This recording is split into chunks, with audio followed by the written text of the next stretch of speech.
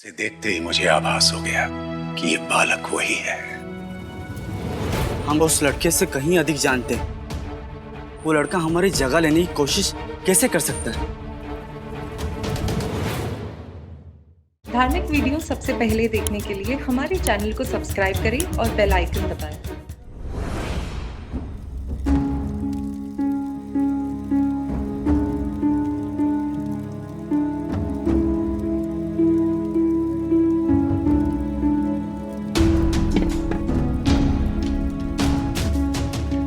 अरे पंडित जी, आप अभी पानी लेकर आ रहे हैं, जबकि साईं ने हमें पूरी कहानी सुना दी।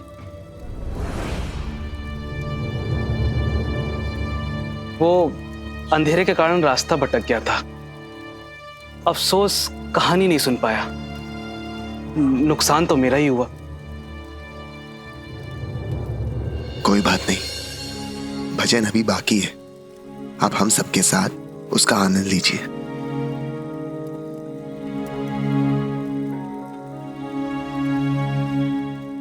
साईं, भजन संध्या शुरू करते हैं।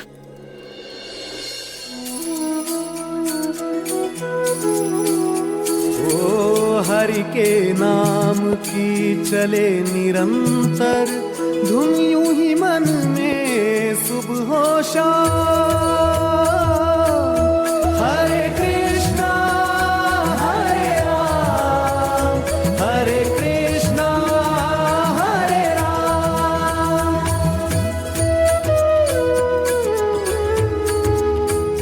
ओ एक वायु से सांस सजे रे, एक ही जल से प्यास बुझे रे। भिन्न नाम से एक भजे रे, रही मन है वही राम। हरे कृष्णा हरे राम, हरे कृष्णा हरे राम, हरे कृष्णा हरे राम, हरे कृष्णा हरे राम। रूप अनंत वो धरे अनेक, उसके अंश से बना हरे। जान ले सबका मालिक एक, जान ले सबका मालिक एक, सबका मालिक एक, सबका मालिक एक, सबका मालिक एक। ओम साई ओम साई ओम साई ओम साई ओम साई ओम साई ओम साई ओम साई ओम साई ओम साई ओम साई ओम साई।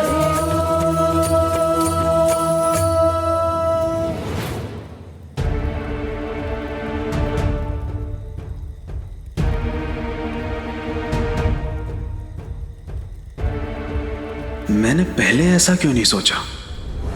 यहां तो मौका ही मौका है। भीड़ का फायदा उठा के मैं कुछ भी चुरा सकता हूं।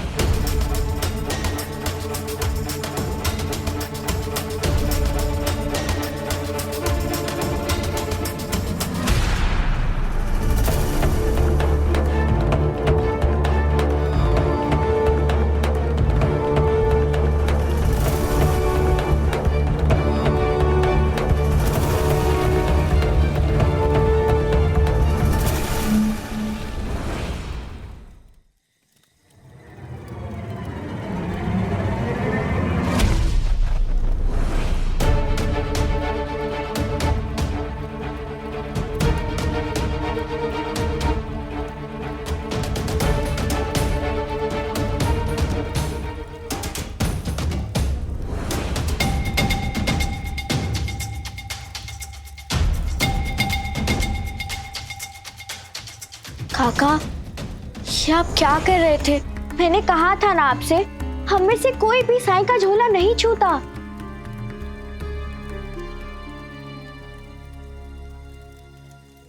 वो मुझे झोले में कोई चमकती हुई वस्तु दिखाई दी। मुझे लगा कोई कीमती वस्तु होगी जो बाहर पड़ी है, तो सोचा संभाल कर रख दूं। द्वारका माई में हर वस्तु सुरक्षित है, फिर चाहे वो जमीन पर ही क्यों न पड़ी हो। हाँ काका, और वैसे भी साईं के झोले में ईंट रखी है। ईंट? और वो चमकती नहीं है।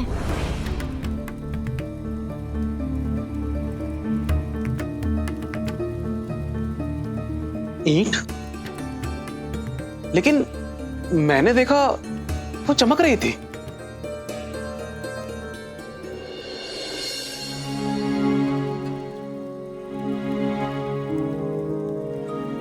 जरूर भ्रम हुआ है आपको पंडित जी।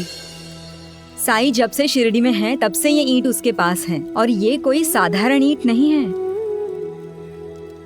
इसके पीछे कारण जो भी हो, साईं के लिए ये ईंट बहुत महत्व रखती है ना?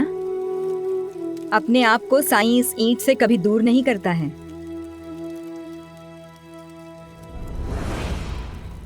लेकिन इस ईंट में ऐसा क्या खास है?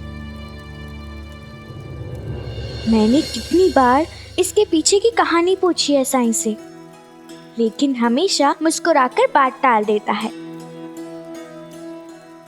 छिपरी, तुम्हें क्या, साईं ने हमें भी नहीं बताया है आज तक। साईं, आज जब सब लोग यहाँ हैं, सबकी जिज्ञासा है, और पंडित जी भी आज कथा नहीं सुन पाए, तो आपसे अनुरोध है कि इस ईंट से जुड़ी कहानी आज आप बता ही दीजिए कि ये ईंट आपके लिए इतनी खास क्यों है।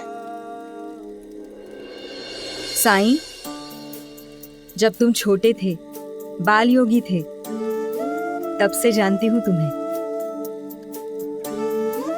तब से तुम्हें अपना बेटा माना है, लेकिन माँ होकर भी मैं अपने बेटे के बारे में नहीं जानती हूँ कि तुम कहाँ से आए। शिरडी में आने से पहले तुम कहाँ थे, क्या कर रहे थे, आज तुम्हें बताना ही होगा। हम सबको अपना मानकर हमारी सारी समस्याओं को दूर करते हो। हमारे बारे में सब कुछ जानते हो। हम भी हमारे साईं के बारे में सब जानना चाहते हैं। आज अपनी माँ की ये इच्छा पूरी कर दो।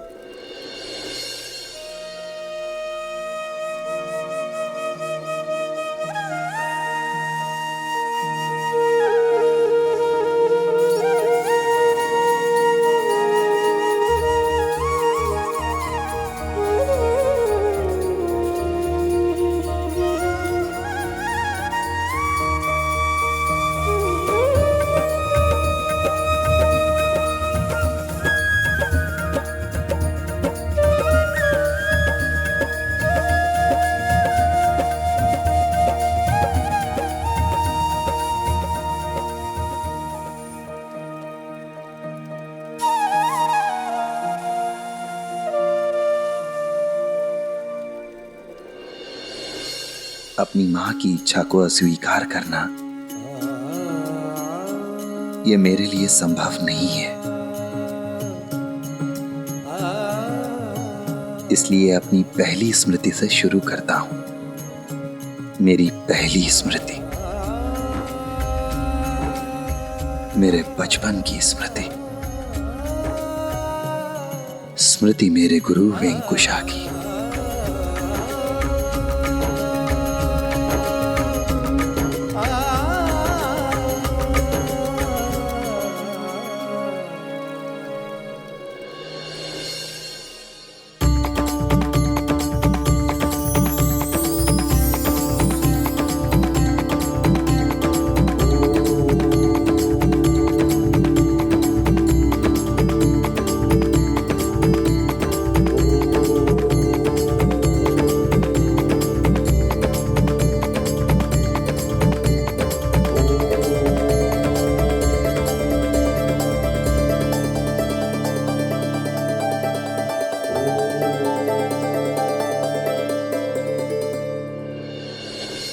ये कौन है जिन्हें श्रद्धालु भगवान के साथ साथ प्रणाम कर रहे हैं? इन्हें नहीं जानते?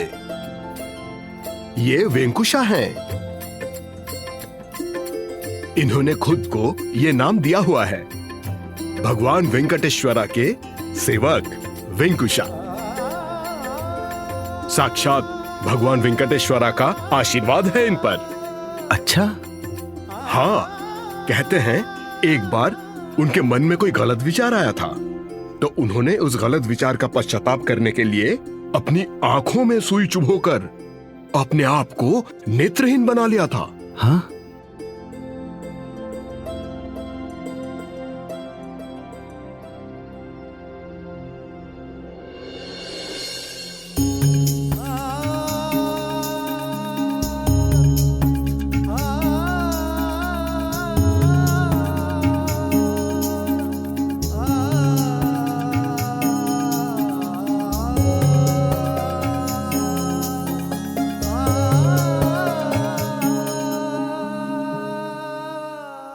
पर इनकी आंखें तो अच्छी हैं।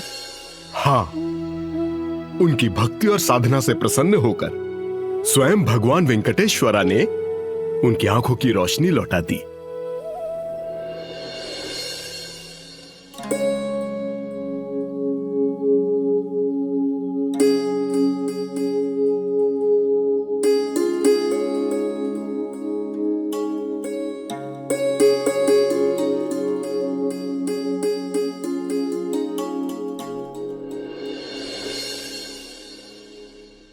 मैं इसे आपको सौंपना चाहती हूँ, क्या आप इसे अपना शिष्य बनाएंगे?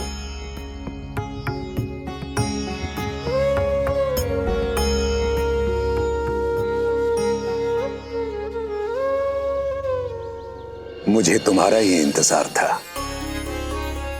आओ। और उस दिन से मेरे गुरु मेरे लिए सब कुछ बन गए। आज मैं जो कुछ भी हूं, ये मेरे गुरु जी के मार्गदर्शन का ही परिणाम है। परोपकाराय फलन्ति वृक्षा, परोपकाराय वहन्ति नद्याः, परोपकाराय दुहन्ति गावाः, परोपकारांत मिदम शरीरम।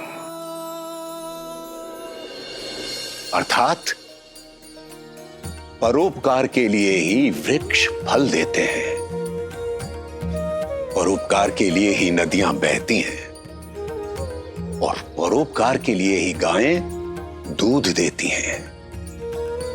इसलिए यह शरीर परोपकार के लिए ही बना है, दूसरों की सेवा के लिए बना है।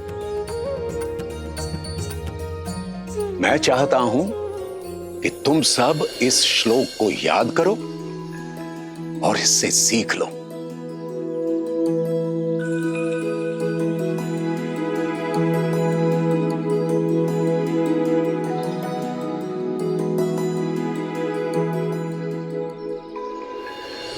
आज मौसम बड़ा खराब है, इस कंबल को ओढ़कर सोना, ठंड लग सकती है बेटा। जाओ।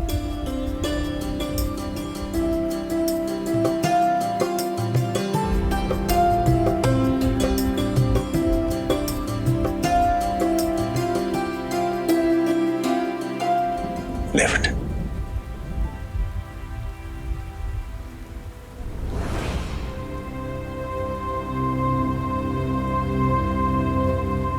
एक कंबल बच गया।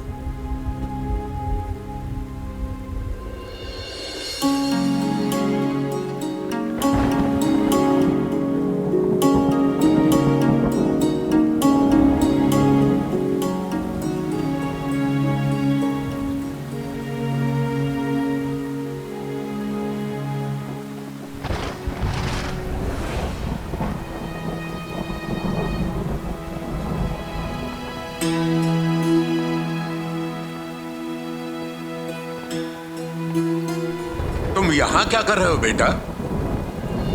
बारिश में बीमार पड़ जाओगे। हवा के झोंके से पक्षी का ये बच्चा अपने घोंसले से गिर गया है। और लगता है इसकी माँ इसके लिए भोजन की तलाश में गई है। इसे मैं इसके घोंसले में रखना चाहता हूँ, पर इसका घोंसला बहुत ऊंचाई पे है, तो मैंने सोचा कम से कम इसको हवा और बारिश से बचा कर रखूं। तुम्हें अपनी कोई चिंता नहीं। ये तो सोचा होता कि भीगने से सर्दी लग जाएगी, तुम बीमार पड़ सकते हो। गुरुजी, आप ही ने तो कहा था गुरुजी, परोपकारार्थमिदं शरीरम। और भले ही इस पक्षी ने मुझसे मदद ना मांगी हो, लेकिन मैं इतना तो समझ सकता हूँ ना कि इसको मेरी मदद की जरूरत है।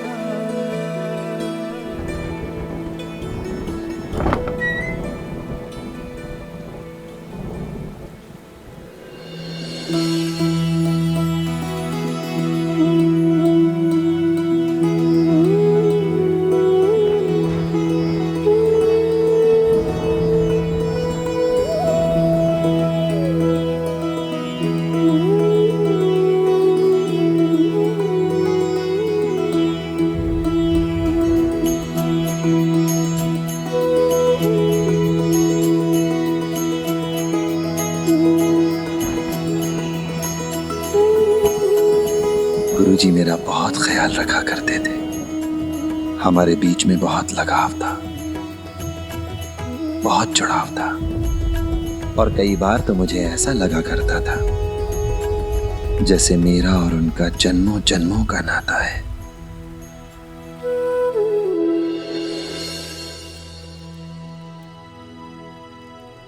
साईं, तुम एक बात तो बताना भूल गए। जब तुम पहली बार अपने गुरुजी से मिले थे तो उन्होंने ऐसा क्यों कहा कि वो तुम्हारा ही इंतजार कर रहे थे? क्या तुमने कभी पूछा उनसे इस बारे में?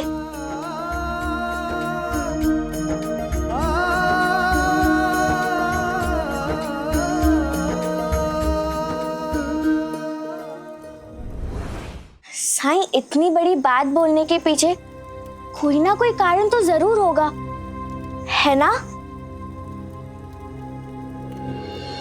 समझ गया साईं, आप उस समय भी खास थे और ये कहने में आपको संकोच हो रहा है। आप हमें इतने महत्वपूर्ण तथ्यों से वंचित मत रखिए।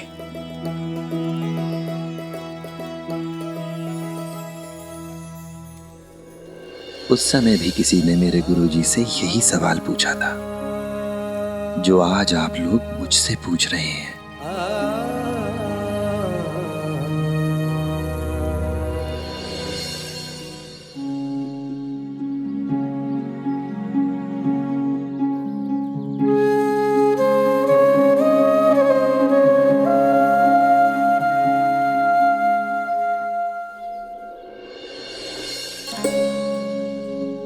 गुरुजी प्रणाम।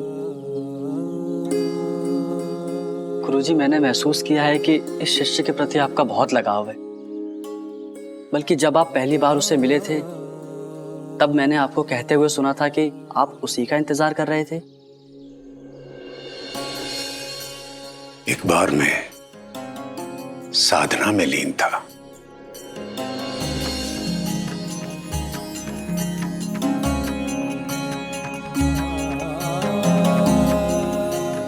वेंकुशा, तुमने कठिन परिश्रम करके बहुत सारा ज्ञान अर्जित किया। अब समय आ गया है कि तुम्हारा पुनर्मिलन अपने पिछले जन्म के शिष्य से हो, जो तुम्हारा मार्गदर्शन पाकर जगत गुरु बनेगा। मैं अपने सभी शिष्यों को एक समान शिक्षा देता हूं। ज्ञान देते समय कभी किसी से भेदभाव नहीं किया। मैंने अपने सभी शिष्यों से एक श्लोक को याद करने और उससे सीख लेने को कहा था। श्लोक याद करना और उसे आचरण में लाना दो अलग अलग बातें हैं। मेरे सभी शिष्यों ने श्लोक को कंठस्थ कर लिया था, परंतु इस बालक ने श्लोक के अर्थ को आत्मसात कर लिया, उसे अपने जीवन में उतार लिया।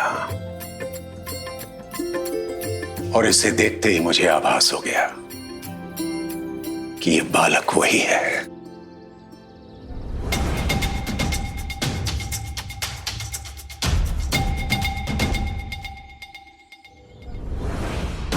गुरुजी ऐसा सोच भी कैसे सकते?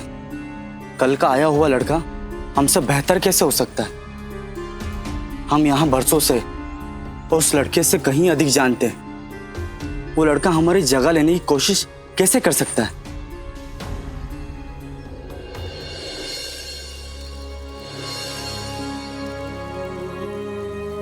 फिर क्या हुआ साईं?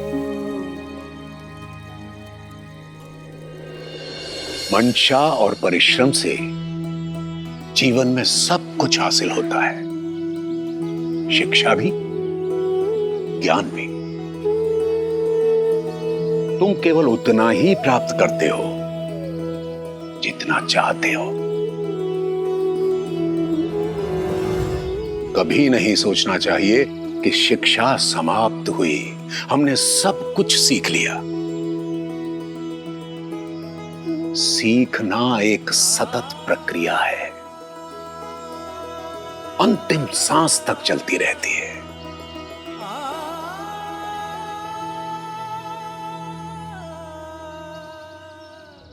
उस कल के लड़के ने गुरुजी का सारा ध्यान अपनी ओर आकर्षित कर लिया है। अब तो लगता है गुरुजी उसे दिव्य ज्ञान देंगे और हम सब वंचित रह जाएंगे। लगता है उसे सबक सिखाना ही पड़ेगा।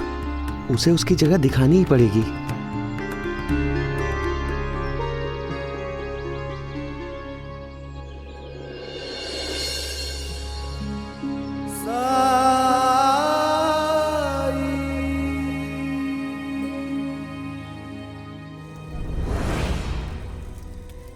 साईं, क्या उन लड़कों ने आपको परेशान किया था? तात्या, परेशानी तो केवल मन की एक दशा है और कुछ नहीं। हर मुश्किल, हर परेशानी में मुझे धैर्य रखना सिखाया। और फिर मेरे साथ तो मेरे गुरु थे। उनके प्रोत्साहन के आगे हर मुश्किल, हर समस्या छोटी ही लगती थी।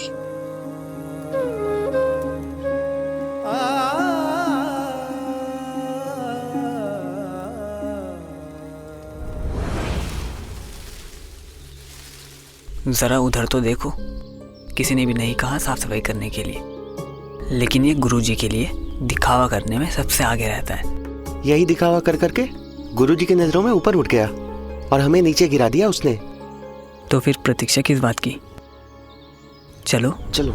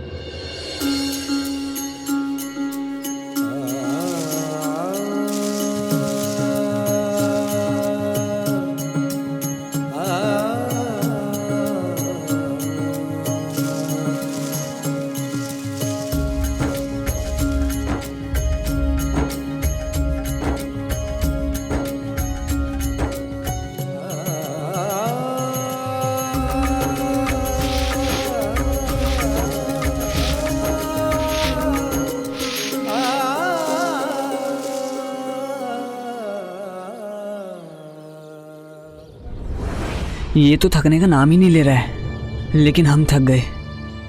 इसके चक्कर में जो गुरुजी ने पाठ याद करने के लिए दिया था वो भी नहीं किया। चलो चलते हैं। हाँ चलो।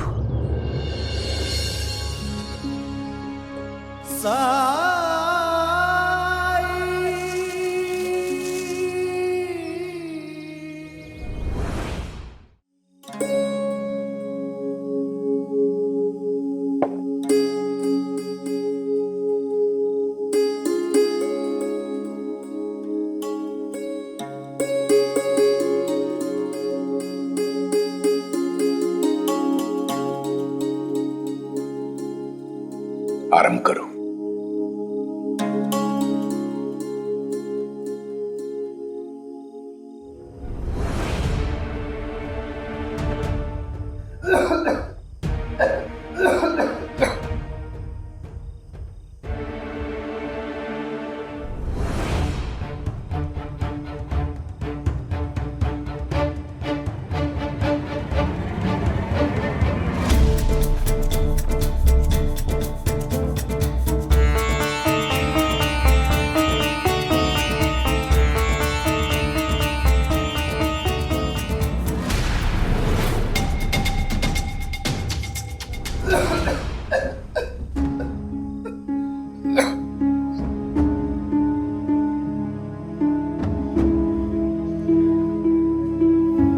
क्या हुआ था बेटा? कुछ नहीं गुरुजी, निवाला गले में अटक गया था। अच्छा, ध्यान रखना बेटा।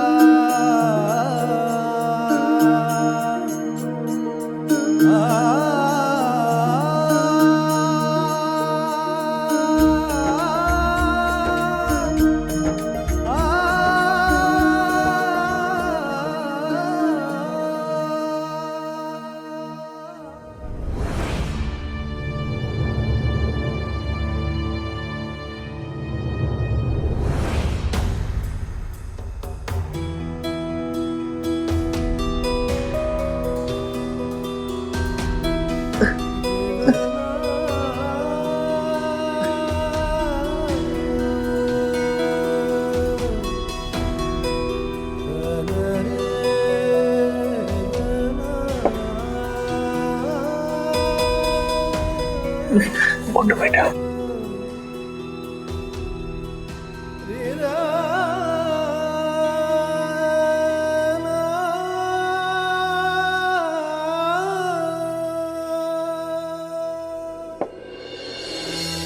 बेटा, थोड़ी देर के लिए बाहर जाकर बैठो, ताजा हवा से आराम मिलेगा।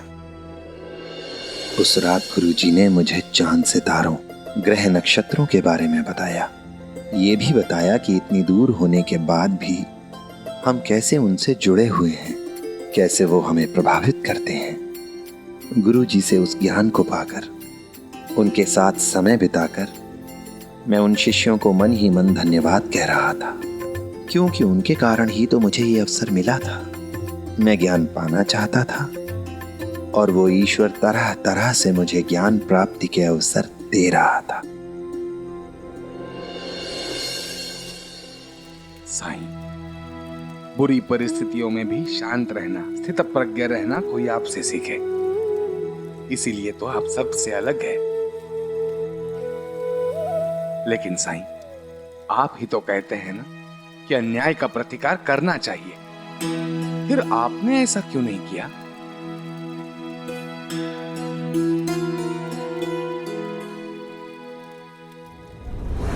ये फकीर या तो बहुत बेवकूफ है या हम सबको बेवकूफ बना रहा है। कौन बर्दाश्त करता है ये सब? बर्दाश्त करने जैसी या स्वीकार करने जैसी कोई बात थी ही नहीं, क्योंकि वो अपनी आदत से मजबूर थे और मैं अपनी।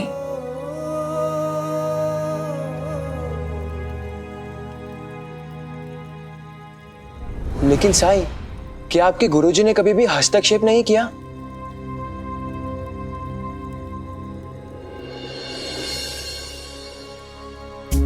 कोशिश की थी।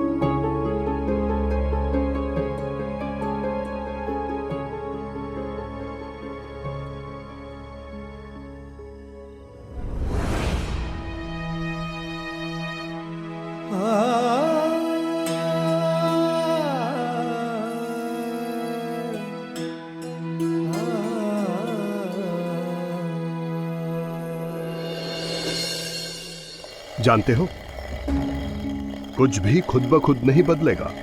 कोई भी तुम्हारी मदद तब तक नहीं करेगा जब तक तुम खुद के लिए खड़े नहीं हो जाते।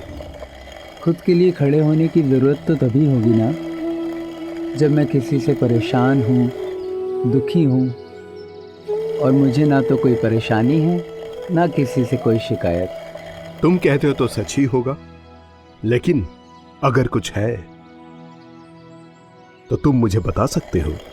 ऐसा कुछ भी नहीं है गुरुजी जो मैं आपको बताऊं।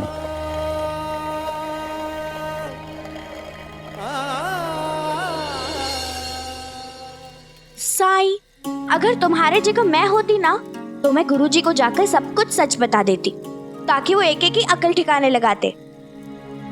जिपरी, तू कोई नई बात कर, क्योंकि हम सबको पता है कि तुझे अपने दोस्तों की शिकायत करने में बड़ा मजा आता है। बचपन से लेकर आज तक किसी ने मजाक भी किया तुझसे तो साई के पास पहुंच जाती है। साई देखिए ना, ये अली मुझे तंग कर रहा है। साई देखो ना ये। अली, जिपरी को परेशान करना बंद करो और कहानी सुनो। फिर क्या हुआ साईं? हम सभी अपनी विरासत छोड़कर जाना चाहते हैं। सभी सोचते हैं कि अपनी आने वाली पीढ़ियों को क्या देकर जाएं। कोई सोचता है कि हम धन दौलत छोड़कर जाएंगे, तो कोई सोचता है कि हम परोपकार करेंगे ताकि हमारे जाने के बाद भी ये दुनिया, ये लोग हमें याद रखें। पर एक सच्चा गुरु सोचता है कि वो अपने ज्ञान, अपनी शिक्षा को अपने किसी योग्य शिष्य को विरासत में देकर जाए ताकि उस ज्ञान, उस शिक्षा से वो लोगों की मदद करे, उस ज्ञान को संसार में प्रसारित करे। और मेरे गुरुजी को भी किसी ऐसे ही शिष्य की तलाश थी।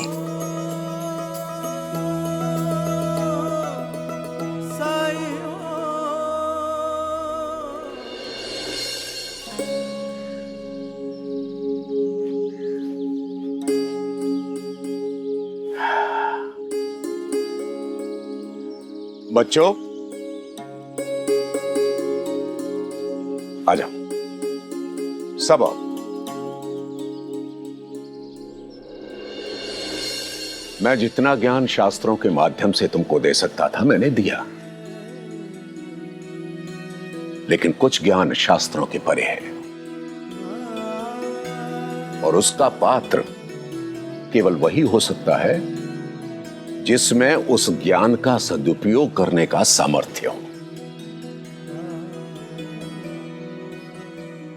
हम सब तैयार हैं गुरुजी।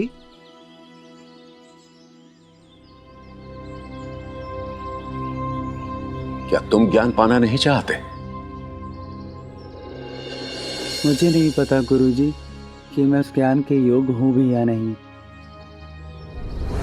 चलो गलती से ही सही, मुंह से सच तो निकला।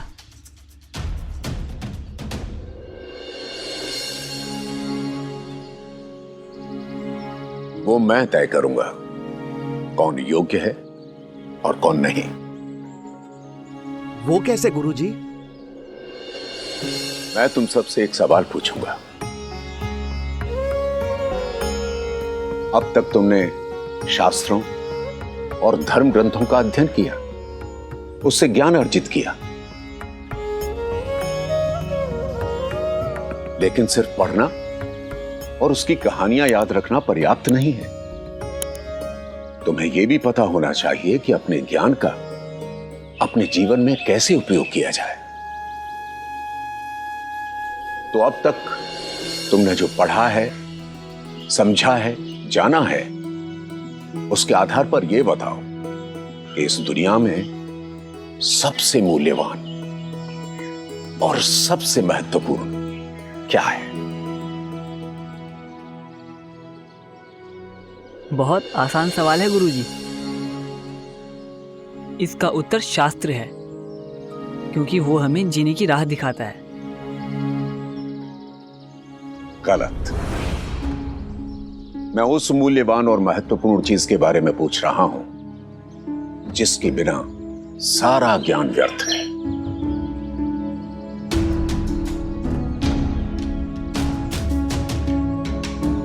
ईश्वर? ईश्वर की महानता को समझने के लिए भी उस चीज की आवश्यकता है।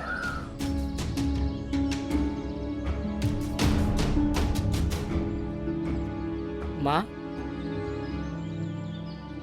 गलत। मैं जिसकी बात कर रहा हूं उसके बिना मां की ममता को भी महसूस नहीं कर सकते।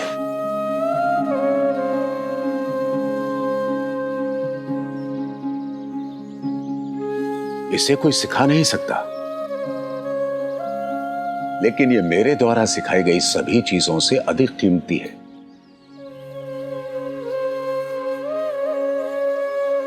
और जो तुम्हारे पास पहले से ही है और जिसे तुम जानते भी हो।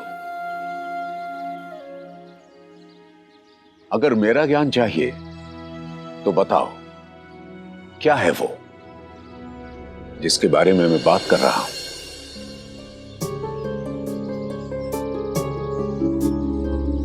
भूख? नहीं। नए जीवन का आरंभ?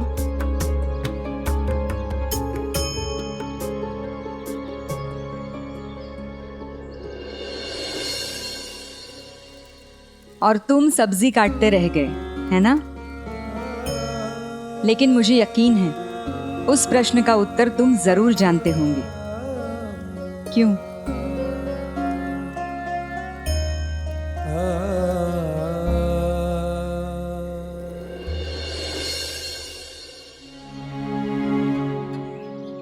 क्या सोच रहे हो?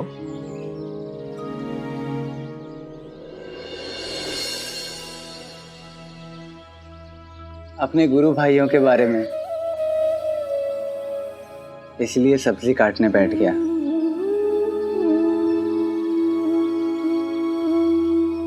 क्योंकि अगर सब्जी नहीं कटी हुई होती तो खाना देर में बनता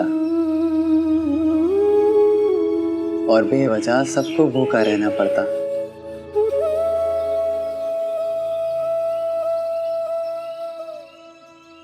अब काम हो गया, तुम मेरे सवाल का जवाब दो। छी, ये कैसे दुर्गंध है? वेंकुशा जी,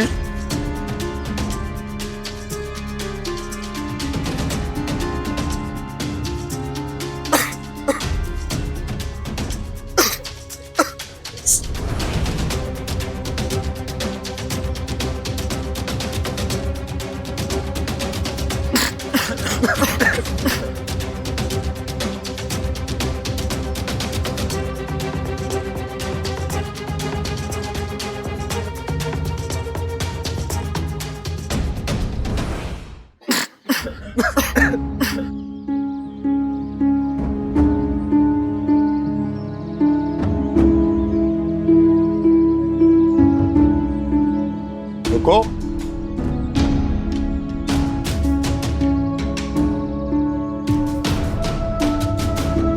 अंदर आ जाओ।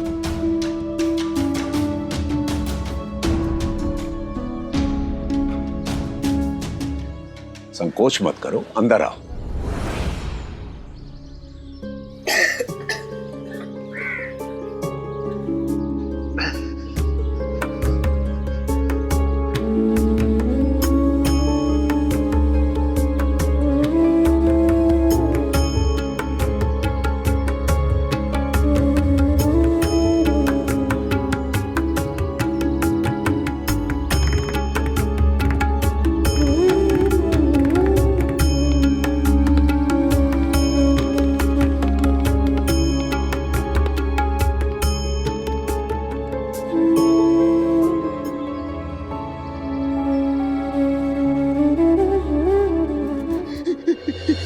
ये देखिए,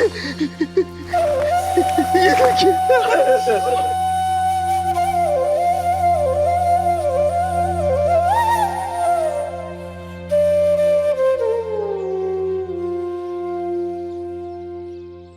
तुम क्यों रो रहे हो? क्या तुम इसे जानते हो? मैं सिर्फ ये जानता हूँ कि ये इंसान पीड़ा में है और मैं इसके दर्द को महसूस कर सकता हूँ। फिर इससे क्या फर्क पड़ता है कि ये कौन है?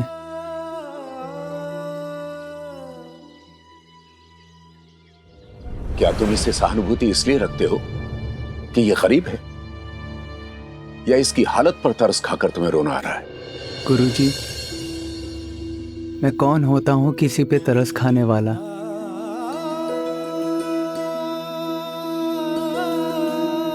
इस धरती पर सारे इंसान, पशु पक्षी, यहाँ तक कि पेड़ पौधे भी उस भगवान ने बनाए हैं,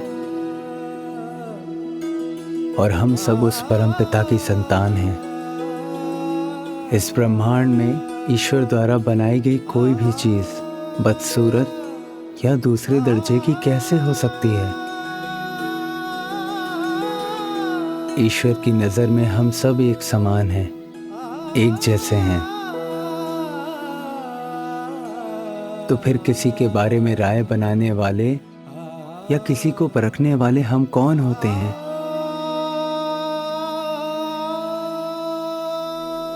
हम केवल एक दूसरे को समझने की कोशिश कर सकते हैं और एक दूसरे के दर्द को महसूस करने की कोशिश कर सकते हैं, उसके साथ सहानुभूति और संवेदना रख सकते हैं।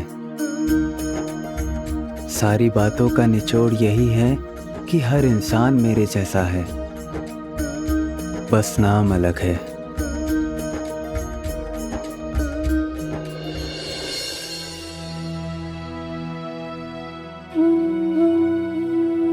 अपना हाथ दो।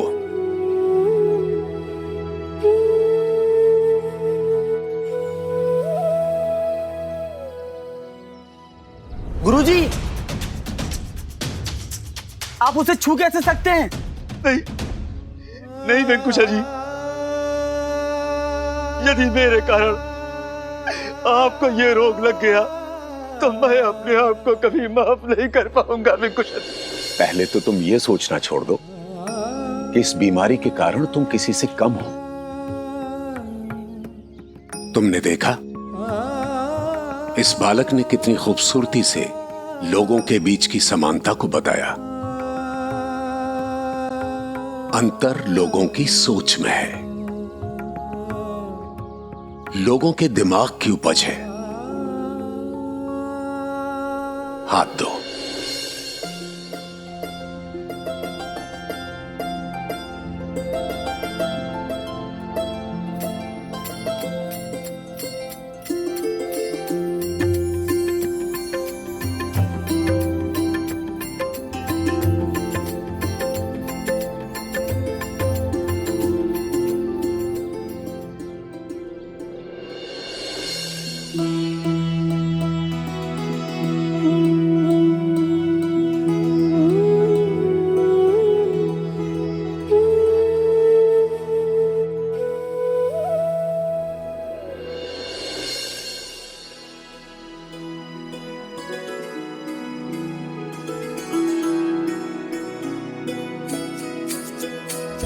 हो जिसके हृदय में दया भरी हो, करुणा में जो सर्वोपरि हो, निर्बल का जो बने सहारा, हृदय वही तो हरि का धाम। हरे कृष्णा हरे राम, हरे कृष्णा हरे राम।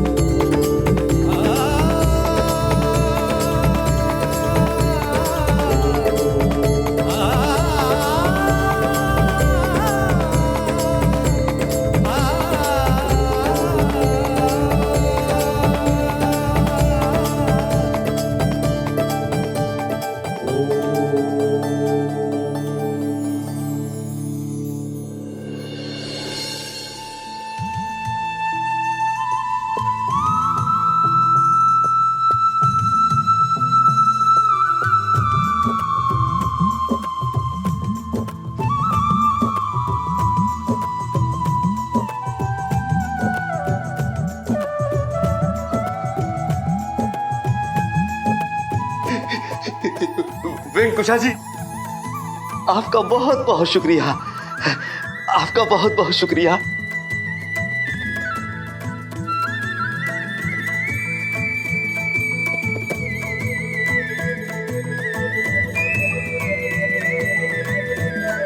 आप उम्र में तो मुझसे बहुत छोटे हो, फिर भी मैं आपसे कह रहा हूं, आप सही मानों में एक नेक, सच्चे और अच्छे इंसान हैं।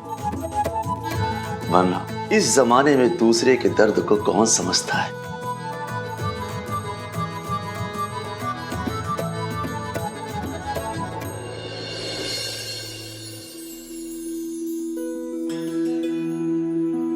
वेंकुशा जी, अब मुझे जाने की आज्ञा दीजिए।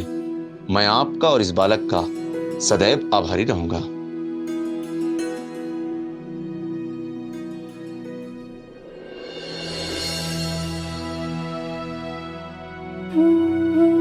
शाबाश, तुमने मेरे प्रश्न का उत्तर दे दिया।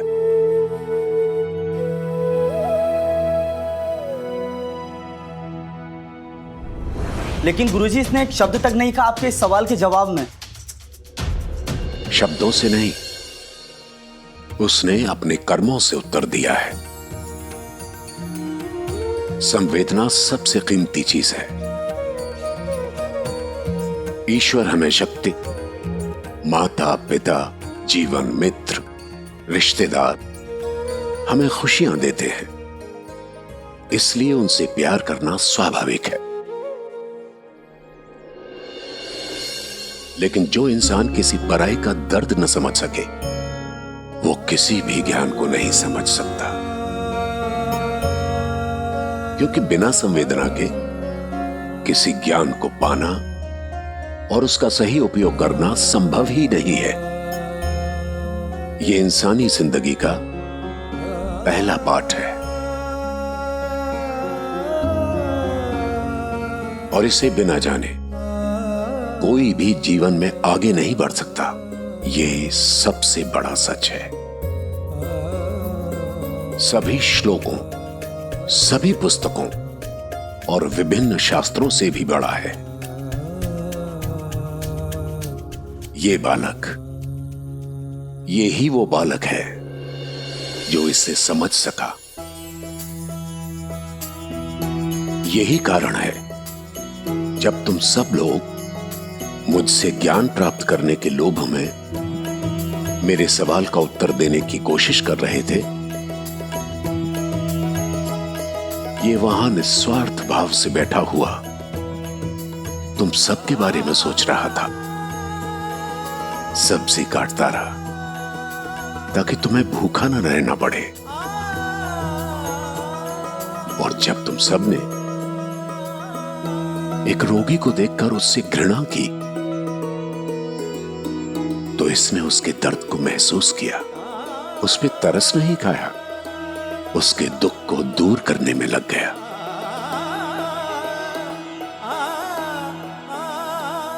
इसीलिए ये मेरा ऐसा शिष्य है जिसे मैं योग्य समझता हूं। यही मेरे ज्ञान का सच्चा पात्र है।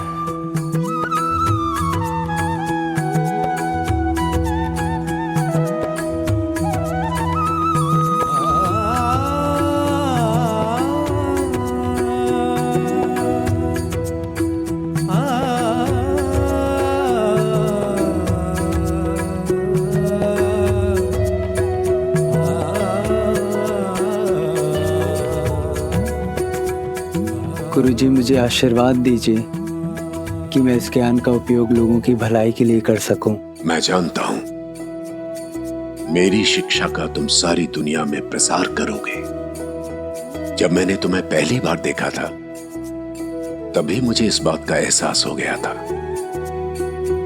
और मैं ये भी जानता हूं कि वो आकाशवाणी तुम्हारे ही बारे में थी।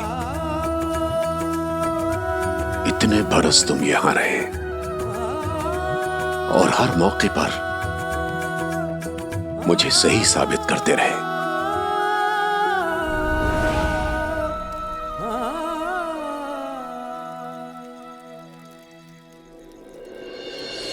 आपके गुरुजी ने बिल्कुल सही फैसला लिया साईं। फिर उसके बाद क्या हुआ?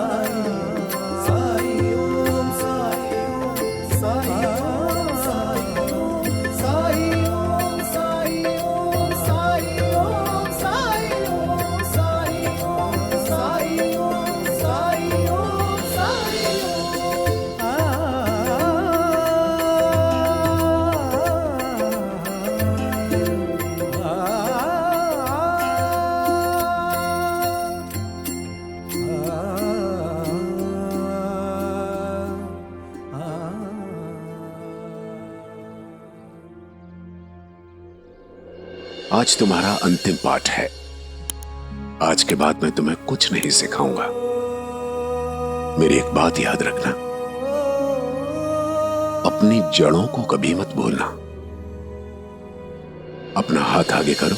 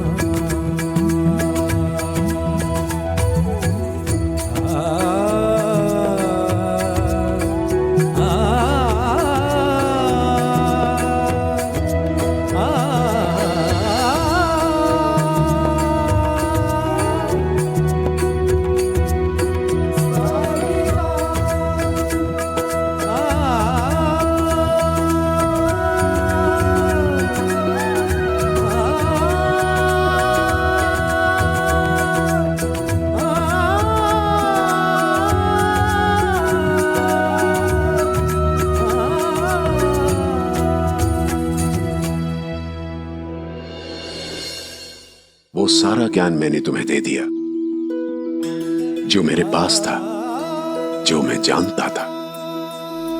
अब ये तुम्हारी जिम्मेदारी है कि तुम उसे प्रसारित करो, उसका सदुपयोग करो, अपने ज्ञान से लोगों का भला करो।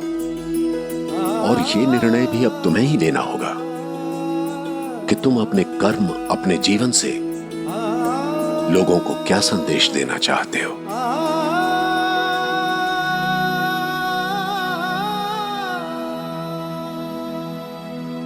श्रद्धा और सबूरी।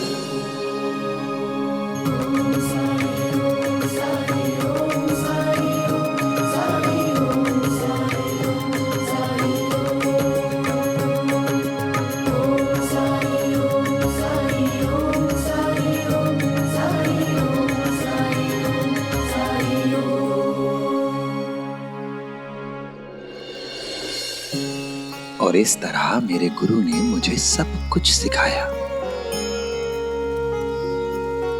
मुझे ज्ञान दिया।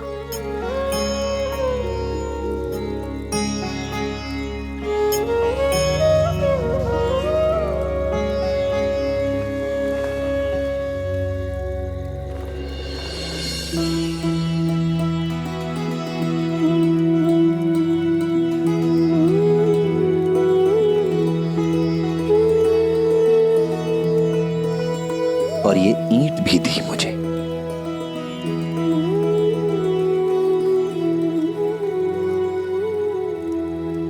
पर साईं, ईंट क्यों दी? वो कहानी किसी और दिन। फिलहाल तो मैं इतना ही कह सकता हूं कि यही वो चीज है जिससे मैं जुड़ा हुआ हूं, जिससे मुझे लगाव है, आसक्ति है।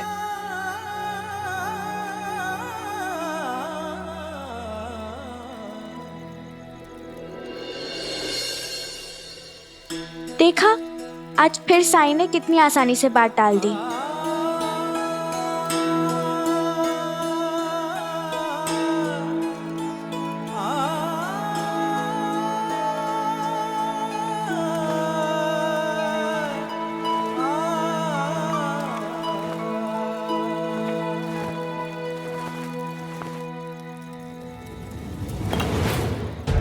जिस तरह से ये फकीर इस ईंट के बारे में बोल रहा है, हो ना हो ये ईंट बहुत ही कीमती होगी, तभी तो इसे इतना लगाव है इससे।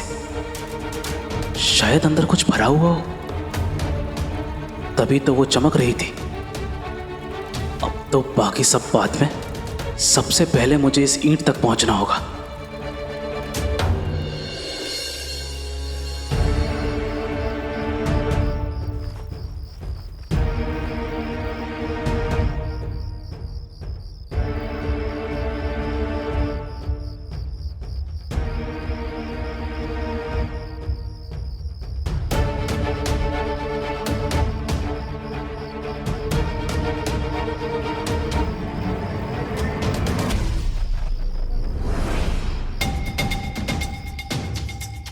वो तो भाग गया, चलो पकड़ो उसे।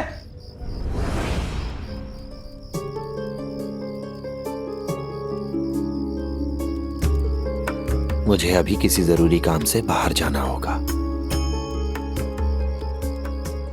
अगर किसी को भी मुझसे कोई बात करनी है तो सुबह तक इंतजार करना होगा उसे। आज रात द्वारका माई में कोई नहीं होगा।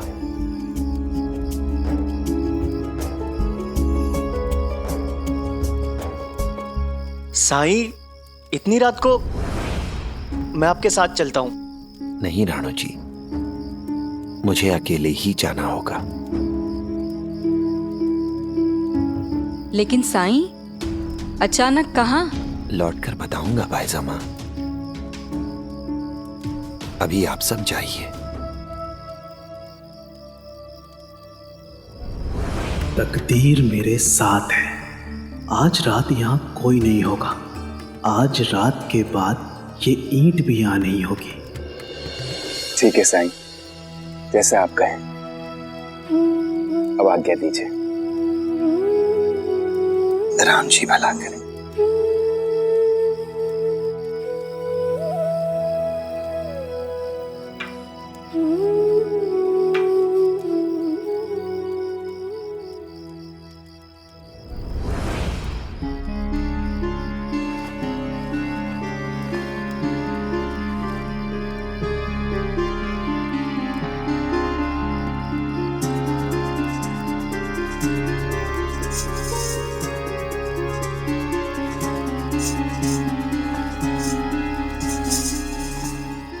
क्या सोचकर मुस्कुरा रहे हो रघुनाथ? अपनी खुशनसीबी के बारे में।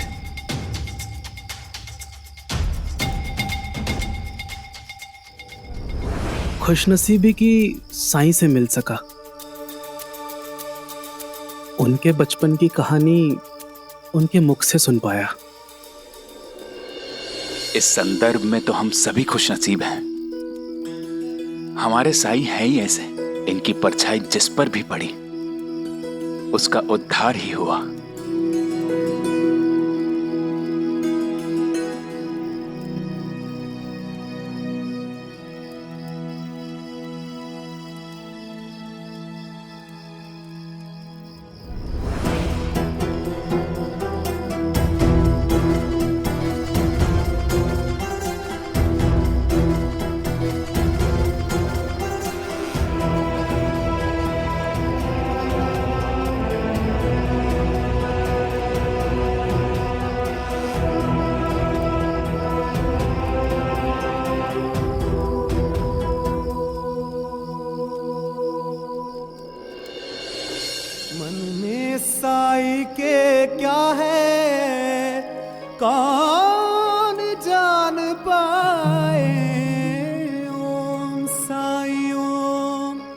साई ओम साई ओम साई ओम साई ओम साई ओम।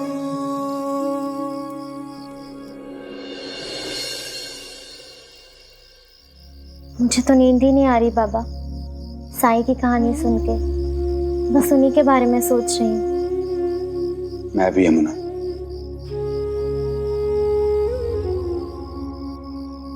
साईं और उनके गुरु की कथा सुनकर मैं भी विभोर हो गया।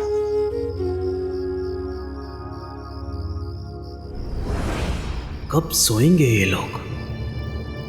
साईं बचपन से ही ऐसे थे। क्यों रघुनाथ? लगता है सो गया।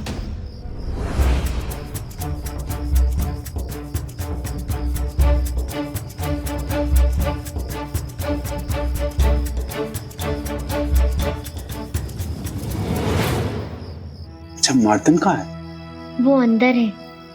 बहुत रात हो गई है, तुम भी जाकर सो जाओ। जी।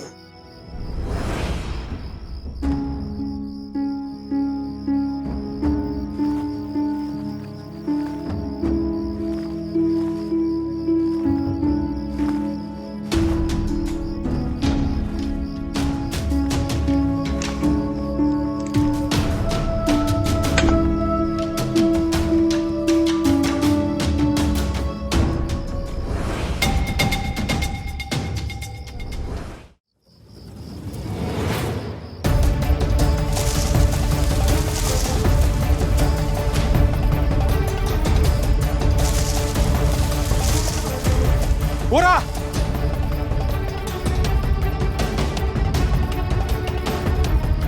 पकड़ो उसे। ए रोक रोक। ए पंडित, ए रोक, ए रोक पंडित। ये पकड़। ए रोक।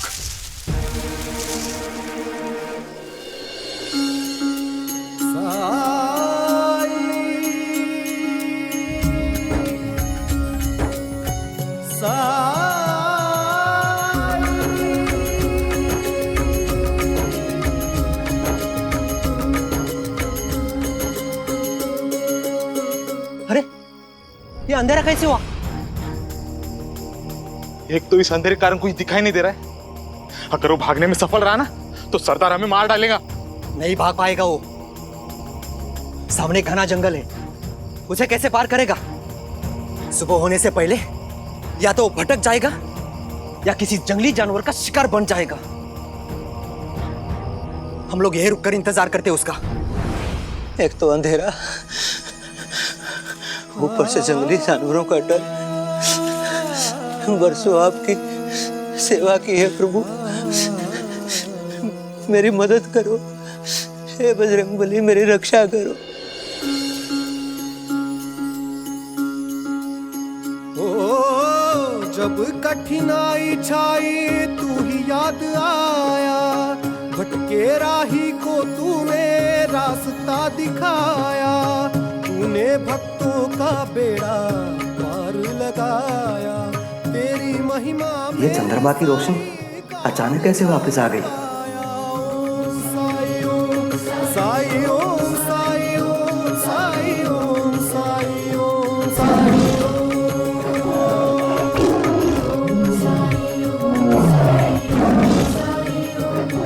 शेर की आवाज। हाँ चलो भागो यहाँ से।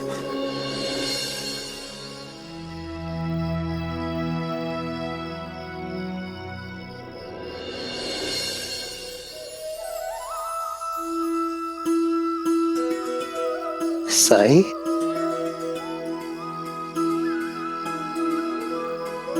आपने मुझे बचा लिया साईं, आपने मुझे बचा लिया साईं।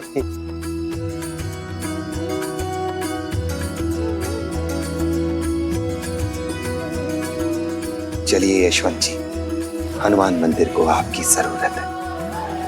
चलिए।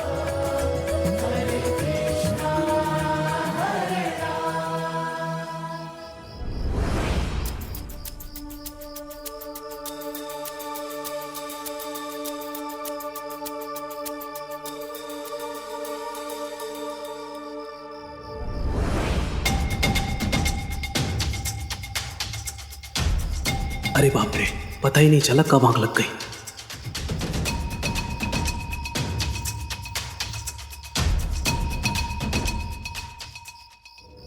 शुक्र है अभी रात बाकी है, इसका मतलब साईं लौटा नहीं होगा अब तक।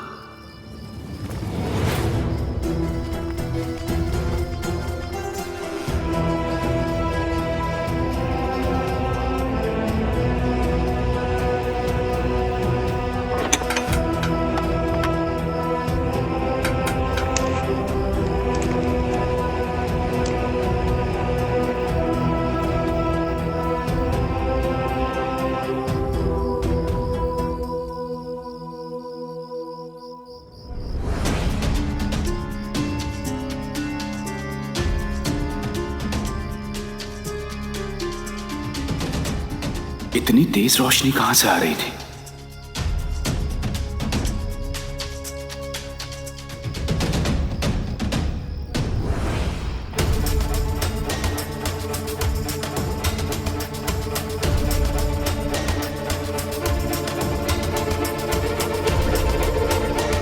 क्या वो रघुनाथ था?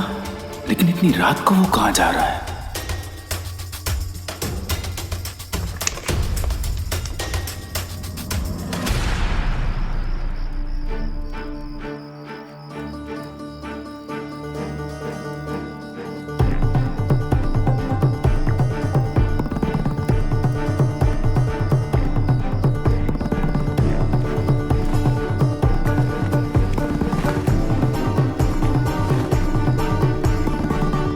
कहाँ गई ईंट? साईं ने तो यहीं रखी थी।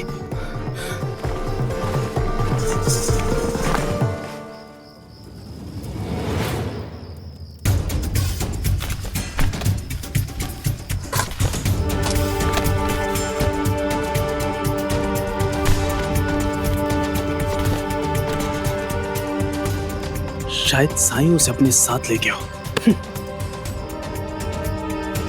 रघुनाथ मारुति मंदिर में भी नहीं था, लेकिन इतनी रात वो मंदिर क्यों जाएगा? लेकिन और कहीं जा भी कहां सकता है वो?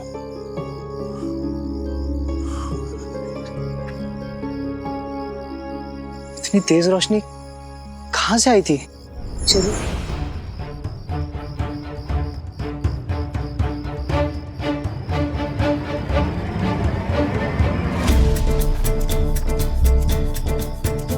पता नहीं रिहाना काकी, अचानक से इतनी तेज रोशनी कहां से आई हमारे घर में? मोहन भाऊ, क्या तेज रोशनी की वजह से आप जग गए? हाँ।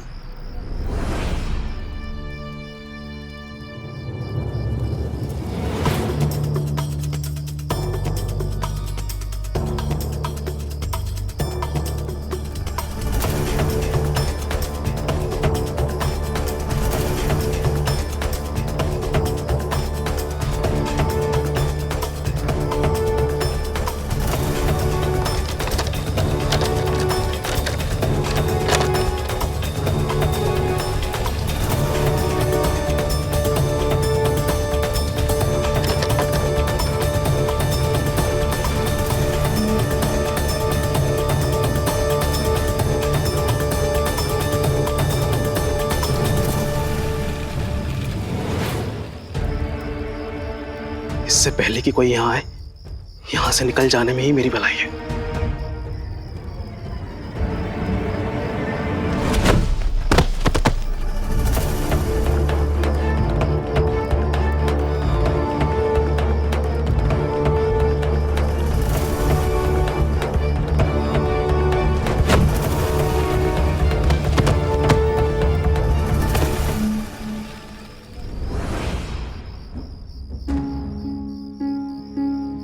आइए।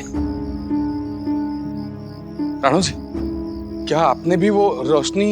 हाँ पाटिल जी, मैंने भी वो रोशनी देखी। क्या आप सबके घर में वो रोशनी आई थी? हाँ हाँ, हमारे घर में भी तेज रोशनी आई थी। क्या हो सकता है? वो देखो,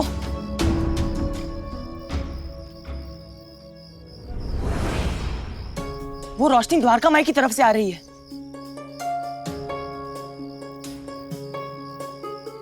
हो ना हो ये साई का इशारा है कि हम सब द्वारका माई पहुंचे। चलिए चल के देखते हैं। चलिए।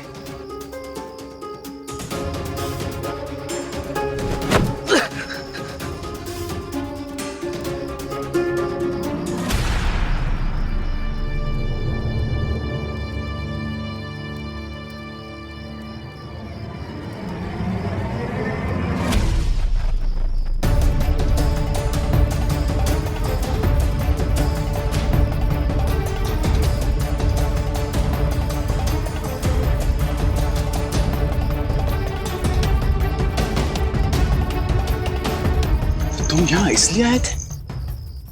तुमसे कहा गया था ना कि साई की ईंट को छूना नहीं है। क्यों किया तुमने ऐसा? बोलो। मैं ईंट चुराना चाहता था।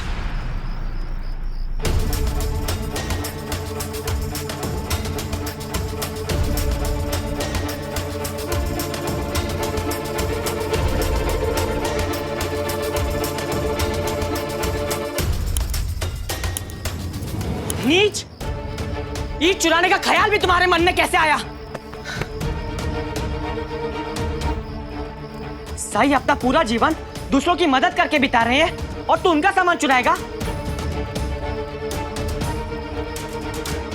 ये कहते हुए भी शर्म नहीं आई तुझे? मुझे माफ कर दीजिए। माफी नहीं, सजा मिलेगी तुम्हें। पकड़ो इसे। हाँ हाँ, सजा मिलेगी इसे। मुझे जाने दो, मुझे छोड़ दो, मुझे छोड़ दीजिए, मुझे छोड़ दो। बांध दो इसे। नहीं।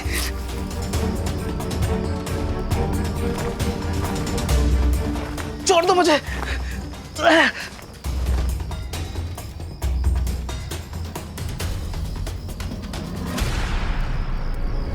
मदद लेते समय इंसान को सावधान रहना चाहिए कि वो मदद किससे ले रहा है, क्योंकि कई बार विष भी अमृत जैसे मीठे रूप में आता है।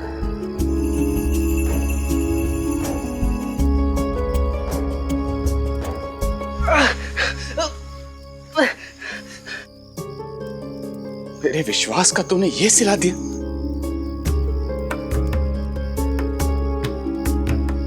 साई ने मुझे चेतावनी दी थी, लेकिन मैं ही बेवकूफ था जो समझ नहीं पाया कि आस्तीन का सांप तू ही निकलेगा।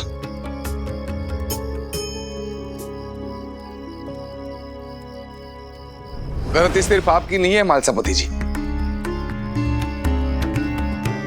हम सभी इस गलती के हिस्सेदार हैं। इसने हम सबसे झूठ बोला और हम इसके झूठ को समझ नहीं पाए।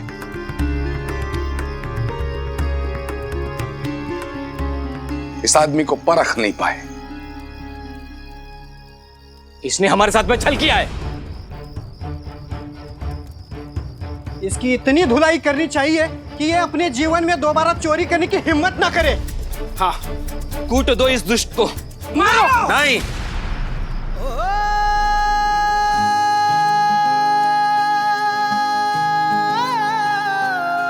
साईं,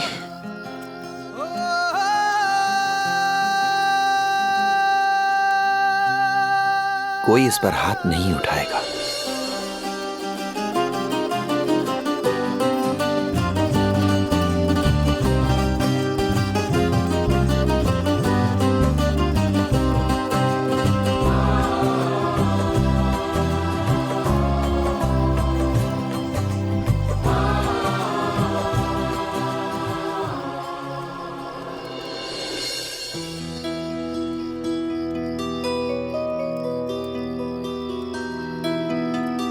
साईं, साईं मुझे माफ कर दीजिए। मुझसे गलती हो गई। आपने मुझे आगाह किया था, मुझसे कहा था कि मदद सोच समझ के लेना।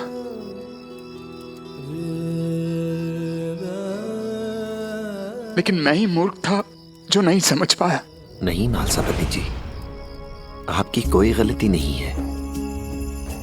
लेकिन साईं, ये आपकी ईंट चुराने वाला था।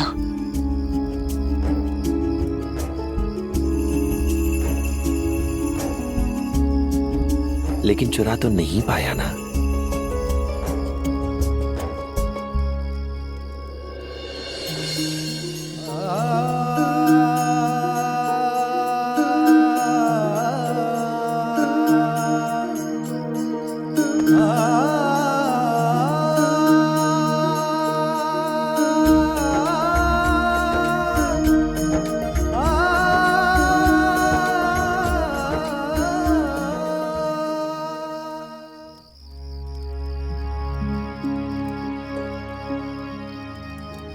इस ईंट से मुझे कोई दूर नहीं कर सकता।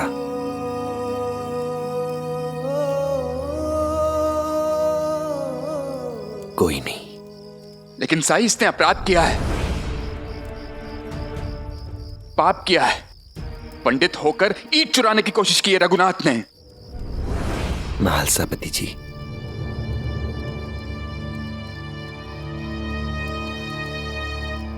रघुनाथ ना तो पंडित है और ना ही ये इसका असली नाम है।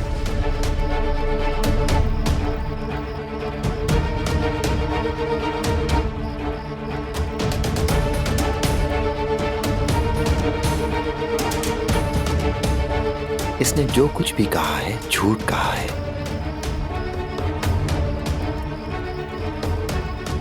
इसका असली नाम है गजराज।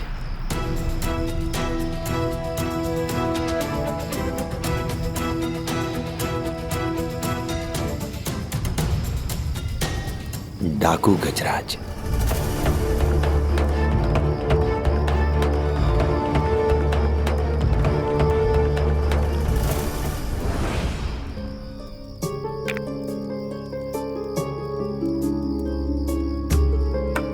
और इसके यहां आने का असली उद्देश्य, असली मकसद क्या था,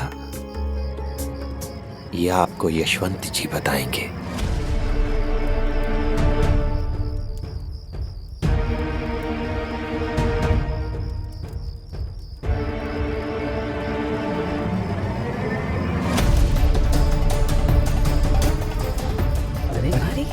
यशवंत जी अचानक यहाँ और इनकी ऐसी हालत, क्या हुआ इनके साथ? ऐसी बुरी हालत, ऐसी कैसे हो गई इनकी?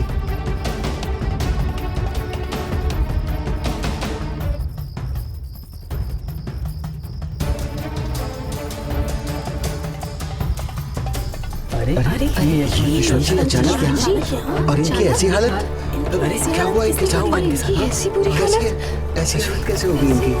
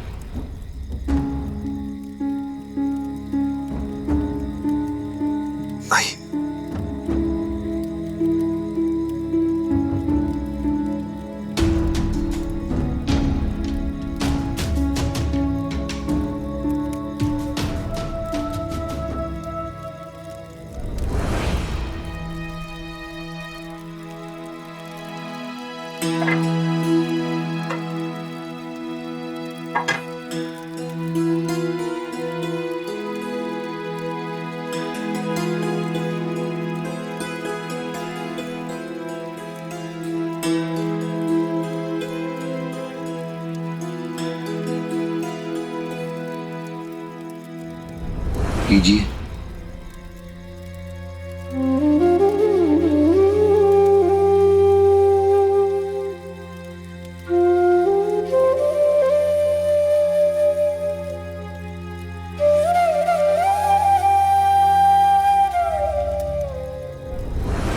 महालसापति जी को जिस दिन मैंने अपने आगमन की सूचना दी थी, उसके एक दिन पहले ही मैं शिरडी के लिए प्रस्थान कर चुका था।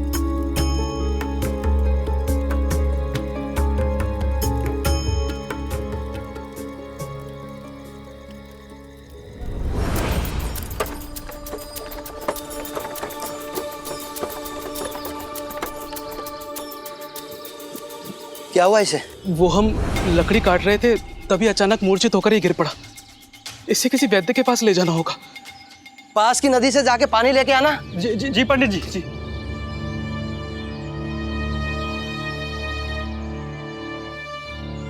वैसे आप कहाँ जा रहे थे? मैं शिरडी जा रहा था। शिरडी? कुछ खास काम से? मैं पुजारी हूँ ना शिरडी के मारुति मंदिर का। एक माह पहले गांव गया था, आज लौट रहा। फिर आपकी अनुपस्थिति में वहाँ पूजा पाठ? महालसापति जी हैं एक खंडोबा मंदिर के पुजारी, उन्हीं को वहाँ का कार्यभार सौंप कर गया था। वहाँ की व्यवस्था वो देखते हैं। उन्होंने अपने एक रिश्तेदार को बुलाया था 1 माह के लिए मारुति मंदिर के प्रबंधन के लिए। अब वो 1 महीने बाद अपने घर लौट रहे हैं, तो मैं भी शिरडी लौट रहा हूँ। भगवान का मंदिर खाली नहीं छोड़ सकते ना, एक तो लोगों की आस्था जुड़ी है, दूसरा जागरूक मंदिर होने के नाते आसपास के लोग भी चढ़ावा चढ़ाने आते हैं। और कल से तो मंदिर में महासप्ताह शुरू हो रहा है। महासप्ताह मतलब इस दौरान तो भक्त और ज्यादा चढ़ावा चढ़ाते होंगे। हाँ, जिन लोगों की मन्नत पूरी होती है चढ़ावा चढ़ाने आते हैं।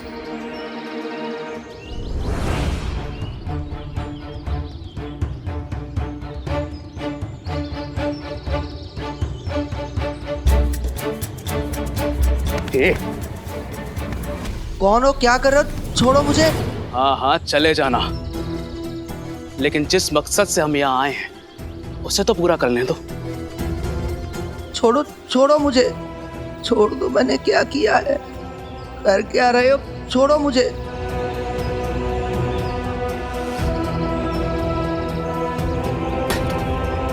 क्या कर रहे हो? ये सामान है मेरा, छोड़ो। अरे कपड़े, किताबें, पैसा कहाँ है पंडित? बता।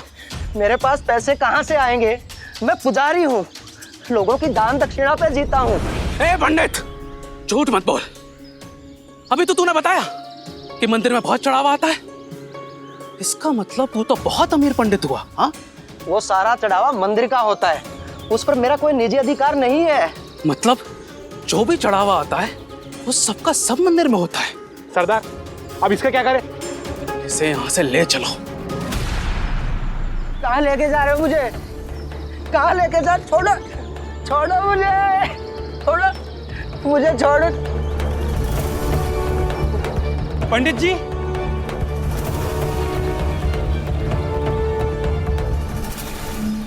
छोड़ दो मुझे। तू एक पत्र लिखेगा, जैसा मैं कहूंगा बिल्कुल वैसा, और इस पत्र को लेकर मैं तेरी जगह शिरडी जाऊंगा, और तब तक तू यहां मेरे साथियों के पास कब्जे में रहेगा। अगर तुम शिरडी लूट के इरादे से जा रहे हो तो मैं निश्चिंत हूं, वहां तुम्हें कुछ हासिल नहीं होने वाला, क्योंकि वहां साईं है, और उनके होते हुए तुम वहां से एक पत्ता भी नहीं चुरा पाओगे। चुप! पत्र लिख।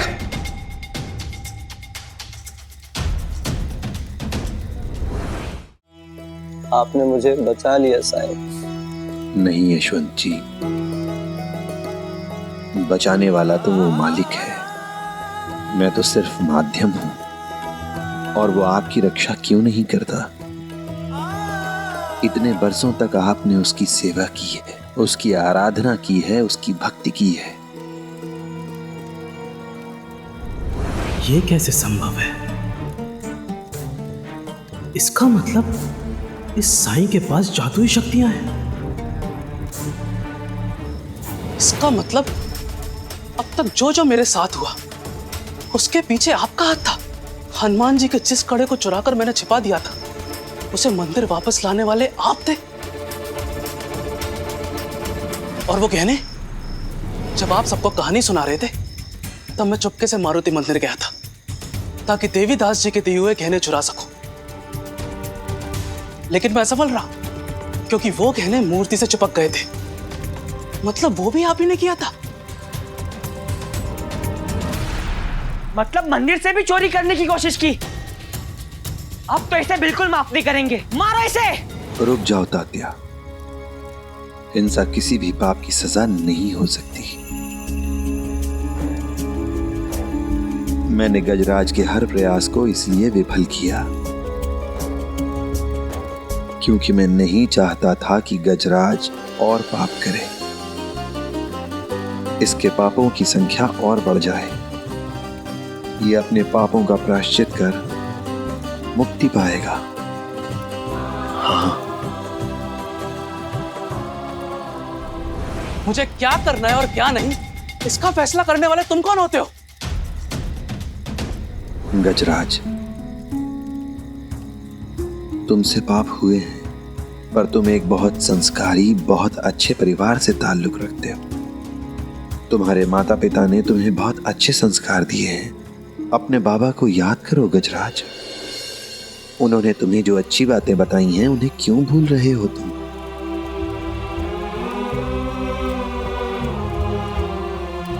मेरे बाबा को कैसे जानते हैं आप? याद है क्या कहा करते थे तुम्हारे बाबा? गजराज, भले ही हमें एक वक्त की रोटी मिले, एक वक्त का खाना मिले, पर वो रोटी, वो खाना मेहनत से अर्जित हुआ होना चाहिए।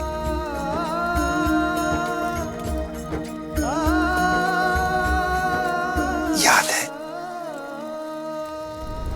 हाँ, याद है। और ये भी याद है कि उनके उन्हीं उसूलों ने उनकी जान ली है। एक मामूली गाड़ीवान थे वो, और आदर्श बड़े बड़े।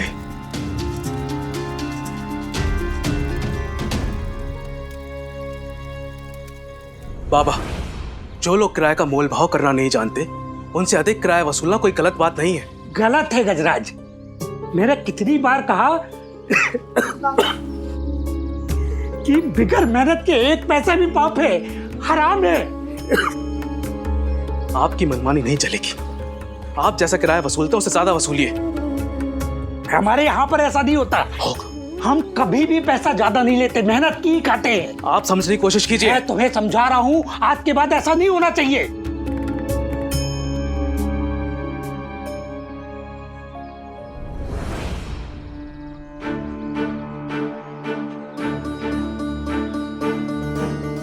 बाबा की तबीयत खराब रहती थी, पैसों की भी हमेशा किल्लत रहती थी। बावजूद उसके उन्होंने कभी किसी से अधिक किराया नहीं वसूला, न कभी आर्थिक मदद ली किसी से, क्योंकि वो जानते थे कि वो कर्ज चुका नहीं पाएंगे।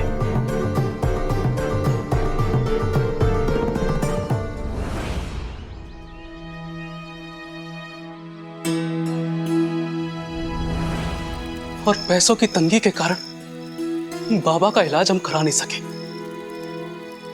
और बाबा चल बसे।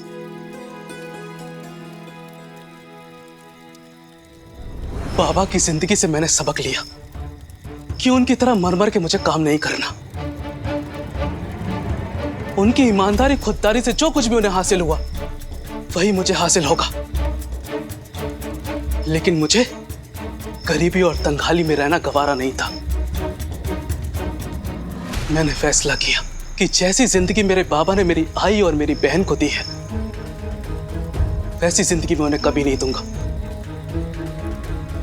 मैं उनका दामन खुशियों से भर सकूं, इसलिए मैंने घर छोड़ दिया और लोगों को लूटना शुरू कर दिया, ताकि अपनी आई और अपने बहन के लिए पैसे जमा कर सकूं, गहने जमा कर सकूं और उन्हें एक बेहतर जिंदगी दे सकूं।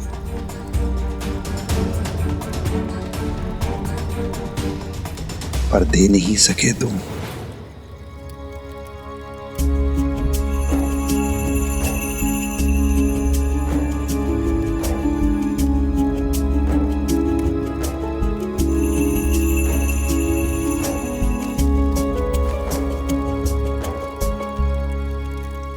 आओ मेरे साथ, आओ।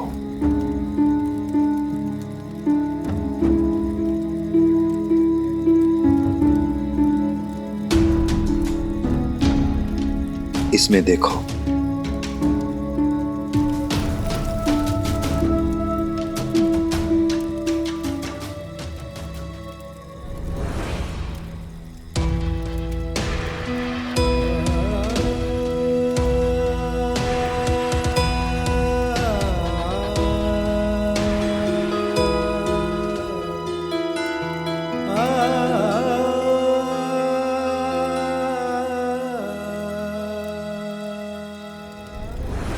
तुमने अपने घर जाने की बहुत कोशिश की, लेकिन अपनी आई, अपनी बहन से मिल नहीं सके तुम, क्योंकि तुम्हें डर था कि तुम पकड़े जाओगे, क्योंकि तुम जानते थे कि अंग्रेज सरकार के सिपाही तुम्हें ढूंढ रहे हैं। तुम्हें लगता है तुम अपनी आई, अपनी बहन के साथ रहोगे, लेकिन ऐसा कभी नहीं होगा।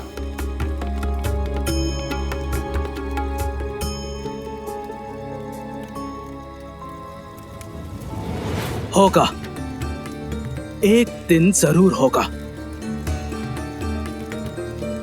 आपको हो या ना हो, लेकिन मुझे पूरा यकीन है मेरी आई मेरा इंतजार कर रही है, मेरी बहन मेरा इंतजार कर रही है।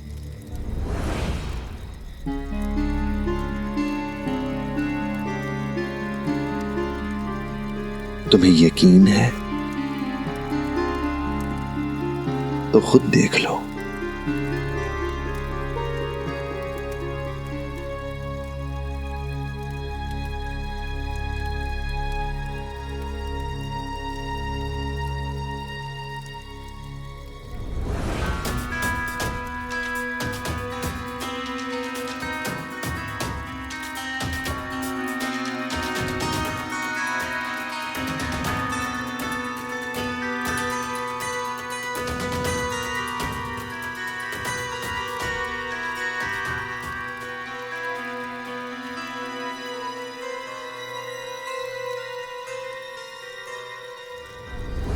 धन्यवाद भगवान, मेरी बेटे के इतने अच्छे लड़के से सगाई करवाने के लिए। बस शादी होने तक गजराज यहाँ ना आए। मैं नहीं चाहती शादी में हमें कोई परेशानी हो।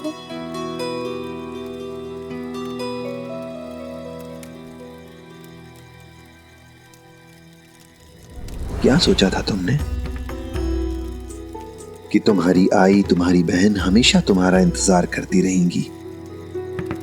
तुम्हारे घर छोड़ देने के बाद तुम्हारे बाबा के सिद्धांत,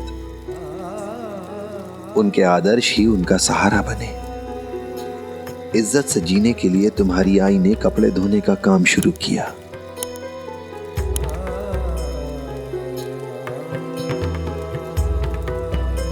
और जब लोगों को पता चला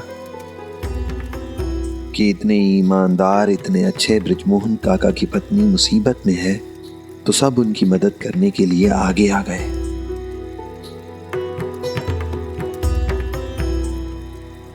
क्योंकि तुम्हारे बाबा के आदर्श, उनके उसूलों के कारण समाज में उनकी बहुत इज्जत थी, बहुत सम्मान था उनका। और जानते हो गजराज, तुम्हारे एक पड़ोसी ने ही तुम्हारी बहन की शादी तय करा दी।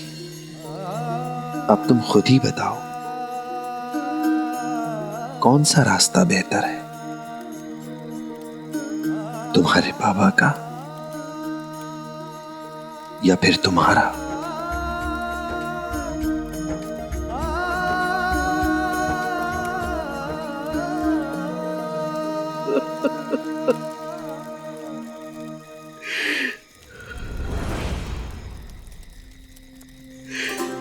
साईं, मुझे माफ कर दीजिए।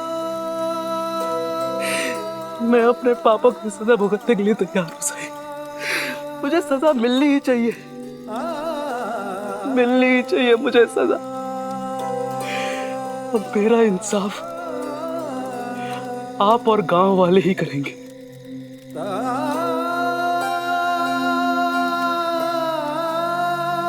अगर गांव वाले मेरी पिटाई करना चाहते तो उन्हें मत रोकिए, और बेहतर तो ये होगा कि वो मेरी जान ही ले डाले। वैसे भी मेरी जिंदगी अब किसी काम की नहीं रही। ऐसा बेकार जीवन जीकर क्या फायदा?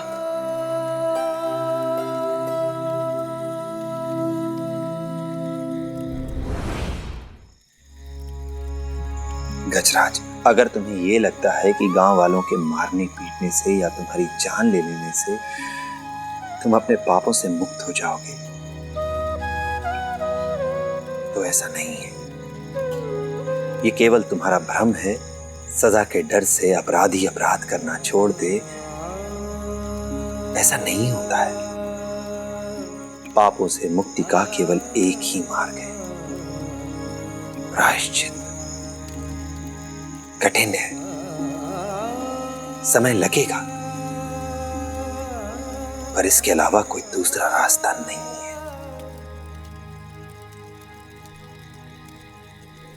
ठीक है साईं, मैं पश्चाताप करूंगा। अपनी आई और अपनी बहन के लिए चुराई लगभग सभी चीजों को मैंने सहेज कर रखा है। मैं उन्हें उनके मालिकों तक लौटाने का प्रयास करूंगा, और जो कुछ भी मेरे पास नहीं है मैं मेहनत मजदूरी कर उनकी एक एक पाई चुका दूंगा। सिर्फ ऐसा ही सब कुछ नहीं होता है रघुनाथ। तुम लोगों के पैसे तो लौटा सकते हो, लेकिन उन्हें तुमने जो दर्द दिया, जो तकलीफ दी, उसकी भरपाई कैसे करोगे तुम?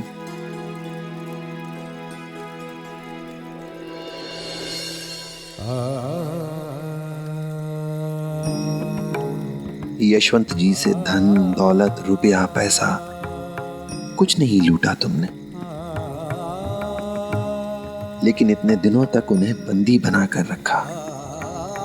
उन्हें जो मानसिक पीड़ा, जो मानसिक यातना दी है, उसकी क्षतिपूर्ति कैसे करोगे तुम? क्या तुम उनका समय वापस कर सकते हो? उनके मन में जो डर बैठ गया है उसे निकाल सकते हो तुम? बोलो। साईं, आपने बिल्कुल सही कहा। पैसे जेवर लौटाना शायद मेरे लिए आसान होता, लेकिन अब मैं उन सभी लोगों की मदद करने की कोशिश करूंगा जिन्हें मेरी वजह से दुख पहुंचा है। ऐसे पीड़ित लोगों की सहायता के लिए मुझसे जो कुछ हो सकेगा मैं वो करूंगा, चाहे मेरी पूरी जिंदगी क्यों ना लग जाए लोगों के दुखों की क्षतिपूर्ति करने में। अब मेरी जिंदगी का एकमात्र उद्देश्य यही है। ये राह तुम्हारे लिए आसान नहीं होगी गजराज, पर हां, अगर तुम अपने बाबा के आदर्शों पर चलने का प्रयास करो तो तुम्हें अपने मकसद में सफल होने का तरीका मिलेगा, और उसके बाद ही तुम अपनी आई की सेवा करने के अधिकारी बन पाओगे। सच साईं। हर सुबह अपने साथ एक नई उम्मीद लेकर आती है, और हमारे आज के कर्म ही हमारे भविष्य की बुनियाद रखते हैं गजराज। मुझे माफ कर दीजिए, आज मैंने आपकी महिमा और इस ईंट की शक्ति देखी।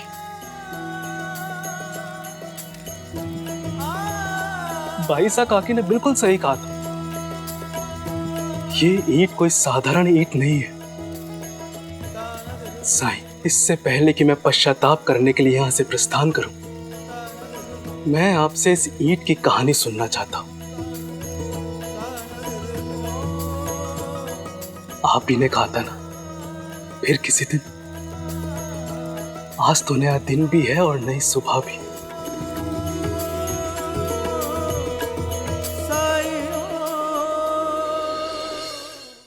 धार्मिक वीडियो सबसे पहले देखने के लिए हमारे चैनल को सब्सक्राइब करें और बेल आइकन दबाएं।